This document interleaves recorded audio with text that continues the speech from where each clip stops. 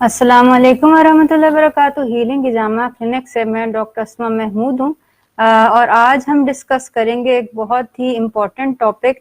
वो ये है कि वो लोग जिनका गॉल ब्लैडर रिमूव कर दिया गया हो, cholecystectomy हो चुकी हो, पित्ता यानी कि जिसको कहते हैं निकाल दिया गया हो, क्या वो कीटोजेनिक डाइट कर सकते हैं या उनको करनी चाहिए, या अगर करनी चाहिए तो किस तरह करनी चाहिए। अब बेसिकली लेटली मेरे पास 2-3 पेशेंट्स ऐसे आई हैं जिनका गॉल ब्लैडर रिमूव हुआ था और जो कि ओवरवेट थे। इनफैक्ट गॉल ब्लैडर या पित्ते की पथरी के जो इंडिकेटर्स मार्कर्स होते हैं ना, वो यूजुअली फीमेल्स होती हैं, 40s में होती हैं और फैट होती हैं, यानी कि वजन बढ़ा हुआ होता है। इसलिए उनकी कोशिश यही होती है कि किसी तरह जो है वो वजन कम हो जाए। तो इसके अंदर सबसे पहली बात तो ये है कि अगर आपका पित्ता निकला हुआ है ना, तो आपने कुछ चंद एक एहतियात, कीटोजेनिक डाइट है या नहीं है। तो बार ये चंद एहतियात जो आपको पहले से पता होनी चाहिए, जो कि मैंने अक्सर देखा है कि लोग पित्ता निकाल देते हैं ये कह के कि ये वेस्टिजियल ऑर्गन है, इसकी तो जरूरत ही नहीं है, पित्ता निकलने से कुछ नहीं होता। ये बिल्कुल गलत बात है। पित्ता बहुत जरूरत की चीज है, ठीक है, बाइल लिवर में बनता है और बाइल बनता रहता है, लेकिन बाइल को कंसंट्रेट करने के लिए, महफूज करने के लिए बेसिकली हमें पित्ता चाहिए होता है। ये जो पित्ता होता है ना, ये आपकी बाइल को 20 गुना ज्यादा कंसंट्रेटेड कर देता है और बेसिकली आपका जो फैट होता है ना, वो फिर डिसॉल्व हो जाता है, हजम हो जाता है। ठीक है, नॉर्मली अगर पित्ता निकला हुआ होगा तो आपके फैट के हाजमे में बहुत ज्यादा मसला होगा, ठीक है ना। लेकिन वही बात यह है कि कीटोजेनिक डाइट जो है उसके अंदर बहुत ज्यादा फैट लिया जाता है। तो इससे पहले कि हम ये बात करें कि फैट कौन कौन सा लेना है, उसके अलावा चंद एक चीजें होती हैं जो कि अक्सर खवातीन जो मेरे पास आती हैं जिनका पित्ता निकला हुआ होता है, अरसे अरसे से निकला हुआ है, लेकिन कभी ये सप्लीमेंटेशन नहीं की गई होती। ठीक है, एक तो ये कि जो आपके सारे, चूंकि पित्ते जिनके निकला होता है ना, उनको कहा जाता है आपने फैट नहीं लेना। जब फैट नहीं लेते ना, तो फिर जो सारे फैट सॉल्युबल विटामिन है ना, आपका विटामिन ए है, विटामिन डी है, विटामिन K2 है, ये सारे के सारे आपको नहीं मिल रहे थे क्योंकि आप फैट नहीं ले रहे होते। तो एक तो ये कि इन सब की सप्लीमेंटेशन बहुत ज्यादा जरूरी है under the guidance of your doctor. ठीक, दूसरी गलत फहमी जो है वो ये समझी जाती है कि जो लोग ज्यादा फैट खाते हैं उनको पित्ते की पथरी होती है, ऐसा नहीं है। In fact American journal of gastroenterology जो है उसके अंदर ये स्टडी हुई है कि किसके अंदर पित्ते की पथरी, गॉल स्टोन जो होते हैं वो ज्यादा होते हैं, और देखा गया कि जो लो फैट डाइट खाते हैं उनके अंदर पित्ते की पथरी ज्यादा होती है। क्यों?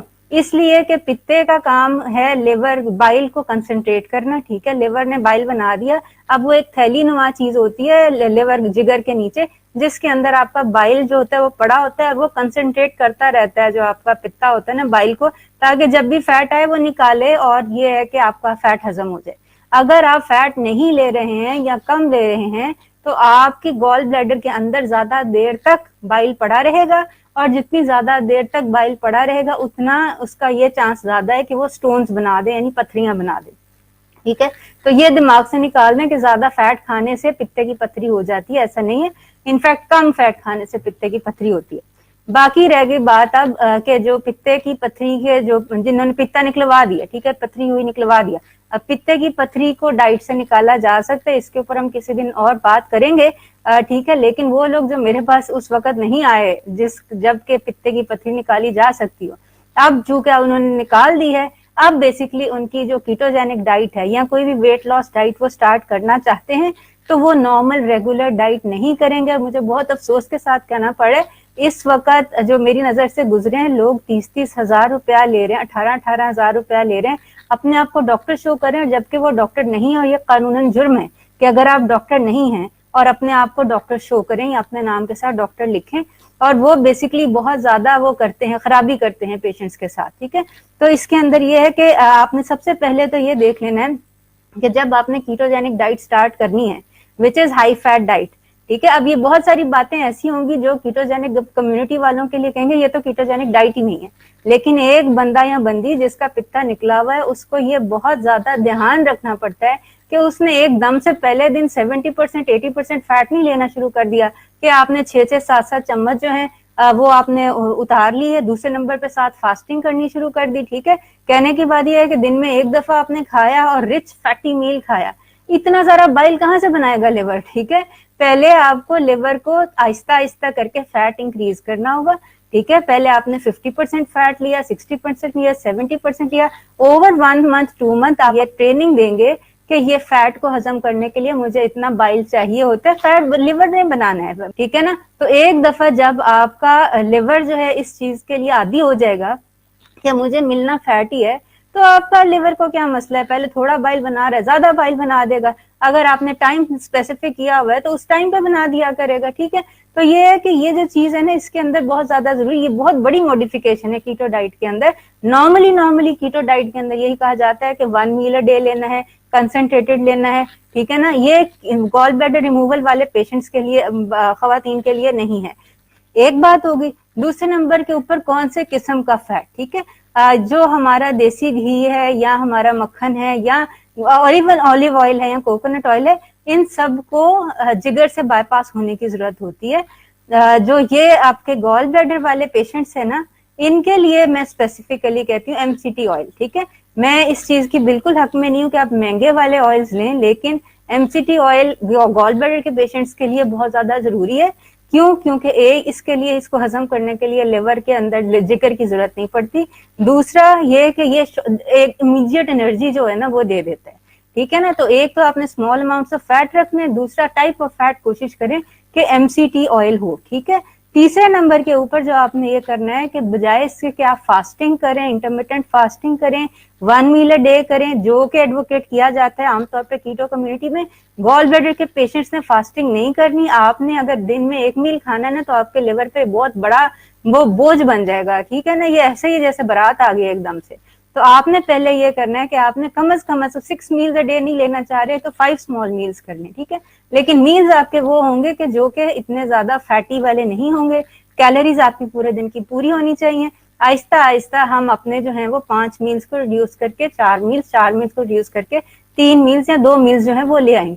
2 मील से कम बिल्कुल नहीं, वरना जिस तरह की तेजाबियत और जलन होती है वो पेशेंट्स मेरे साथ आते हैं, ठीक है, कि अब हमें बहुत ज्यादा जलन हो रही है, चीजें हजम नहीं हो रही, और फिर पता है इसके साथ ना कीटो डाइट बदनाम होती है। ये बेसिकली वो सिचुएशन है जबकि लोगों को पता नहीं करना क्या है, चूंकि वो अपने उसके अंदर ही कर बैठते हैं, और फिर जब प्रॉब्लम्स होते हैं तो फिर वो कीटो डाइट के ऊपर आ जाता है कि ये तो डाइट ही बड़ी खराब है। इसके अलावा आपने ज़्यादा से ज़्यादा फ़ाइबर लेना है, खा इसबगोल की शक्ल में लें, खा ये जो आपके फ़ाइबर रिच फूड्स हैं उनकी शक्ल में लें। जितना ज़्यादा फ़ाइबर होगा उतना ज़्यादा देर खाना आपके पेट में रहेगा और बाइल को मौका मिल जाएगा असर करने का। इसके अलावा है आपका जो है ना apple cider vinegar. Apple cider vinegar हर कीटो करने वाला जो है ना वो करता है, लेता है, लेकिन जो गॉल ब्लैडर जिनका रिमूव हुआ है ना, उनके लिए ये बहुत ज्यादा जरूरी है, ठीक है। एक तो मैंने पहले आपको बताया, ये आपने देख लेना कि आपका Apple cider vinegar with mother of vinegar हो, ठीक है। ये जो नीचे बैठी हुई चीज है ना पत्ती की तरह की, इसको मदर ऑफ विनेगर कहते हैं। ये होनी चाहिए आपके सिरके में, एक चीज। दूसरे नंबर के ऊपर Apple cider vinegar basically bile को पतला कर देता है, यानी उसका फ्लो इंक्रीज हो जाता है और वो आराम से आपकी जो छोटी आंत है उसमें आके फैट डिजोल्व कर लेता है। चाहे तो आप हर मील से पहले एप्पल साइडर विनेगर ले लें, ये बहुत ज्यादा आपको इंशाल्लाह फायदा देगा, ठीक है। तो इसके बाद जो आपने बहुत ज्यादा जरूरी काम करना है ना, वो ये करना है कि वो चीजें जो बाइल की सिक्रीशन प्रमोट करती हैं, यानी लिवर को पुश करती हैं कि वो बाइल बनाए और रिलीज करे, वो आपने जरूर लेनी है, ठीक है। बेसिकली जो है वेस्टर्न वर्ल्ड, वहां पे आर्टिचोक्स कहे जाते हैं। आर्टिचोक्स पाकिस्तान में अवेलेबल नहीं है, लेकिन पाकिस्तान में उससे ज्यादा अच्छी चीजें मौजूद हैं। सबसे पहली बात ये देखें, ये मिल्क थिसल है, ये हमारे पास क्लिनिक में मौजूद है, ये आपको कहीं से भी मिल जाएगा। मिल्क थिसल है, डेंडेलाइन टी है, ये बेसिकली बहुत ज्यादा एफिकेसी है इनकी कि ये बाइल की सिक्रेशन को प्रमोट करती है, ठीक है। अगर ये आपकी डाइट में है तो आपके लिवर को कोई प्रॉब्लम नहीं होगी बाइल बनाने में, ठीक है। इसके अलावा जो बहुत ज्यादा जरूरी चीज मैं खासतौर पे अपने पेशेंट्स को देती हूँ जिनका गॉल ब्लैडर रिमूव हुआ है, बेसिकली कोएंजाइम Q10 है। कोएंजाइम Q10 जो है ना, ये बेसिकली आप समझ लें कि ये एक मुजजाती किस्म की चीज है जो कि आपकी बॉडी को बनानी चाहिए, लेकिन ये फैट डिजोल्व करने में और बहुत सारे और बेसिकली आपकी हार्ट हेल्थ के लिए एटीपी प्रोड्यूस करता है ना, वो तो हर जगह चाहिए होता है। हार्ट हेल्थ के लिए, ब्लड प्रेशर के लिए, वेट लॉस के लिए, फर्टिलिटी के लिए कोएंजाइम Q10 बहुत ज्यादा जरूरी है। और इस वक्त मार्केट में जो आपको मिल रहा है ना, वो बहुत कम डोज में मिलता है। ये मैं 500 मिलीग्राम जो है ना उसके अंदर देती हूँ। ये कैप्सूल्स आपने देख लेने हैं कि 500 मिलीग्राम के कैप्सूल्स हों। अच्छा वाला कोएंजाइम Q10 जो है वो आपने लेना है। ये आपके जो पित्ता जो निकला हुआ है ना उसका आप समझ लें ये सदका है। तो ये चंद एहतियातें थी जो कि पेशेंट्स को करनी चाहिए। अपना ख्याल रखिएगा, मुझे दुआ में याद रखिएगा। आइंदा मुलाकात होती है। अस्सलाम वालेकुम वरहमतुल्लाहि वबरकातुहू।